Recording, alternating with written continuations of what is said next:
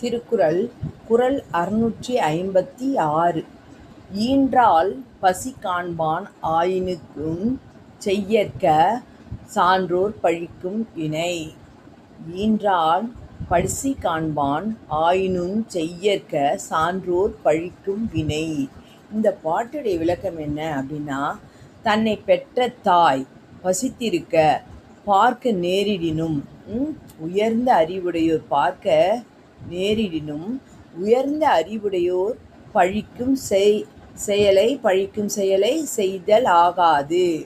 அதாவது தான் பெற்ற தாய் பசியோடு இருக்கதை பார்க்க நேர்ந்தாலும் நாம் எந்த இழிவான செயலையும் செய்யக்கூடாது.